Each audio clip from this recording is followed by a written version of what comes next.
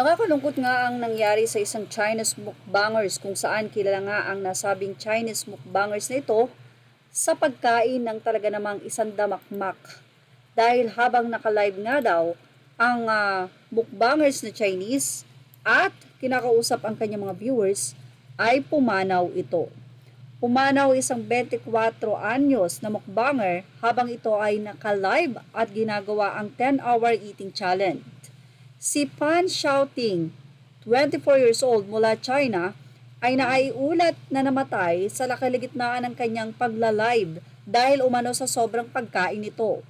Ayon sa naging autopsy ay nagkaroon ng severe abdominal deformation at napuno ang tiyan ng hindi pa natutunaw na pagkain. Iniulat ng Chinese news outlet ng Hankyu ang sanhi ng kamatayan ay dahil sa sobrang pagkain. Si Pan ay kilala sa kanyang extreme eating challenge at kumakain ng pagkain sa loob ng 10 oras ng diretso at walang pahinga. Minsan kumain pa siya ng halos 10 kilo ng pagkain sa loob ng kanyang live. Napag-alaman na kamakailan lamang din ay na-confine naman si Pan dahil sa gastric bleeding. Dahil rin sa sobrang pagkain, pinayuhan umano si Xiang Ting ng kanyang mga magulang na itigil na ang ginagawang trabaho. Pero hindi ito nakikinig. Kinabukasan, matapos lumabas ng ospital, kaagad din umanong sumabak si Xiaoting sa nakagawiang mukbang challenge. Hindi lang sa China, kundi nauso nga ito sa iba't ibang bansa.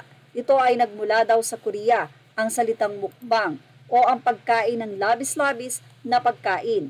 Marami ng mga eksperto ang nagsabi na ito ay banta sa kalusugan. Hindi lamang ang Chinese vlogger na ito o mukbangers ang nasawi dahil sa kanyang pagmumukbang, kundi marami pa. Ilang mga Pinoy vlogger na rin ang pumanaw dahil nga sa overeating.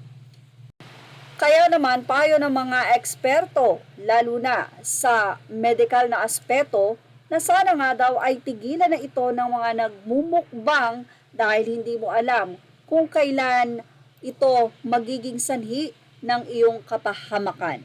Kahit na nga marami ang pumapanaw dahil dito, ay tila hindi pa rin nagpapaawat lalong-lalo na ang mga kakilala o kilala ng mga mukbangers.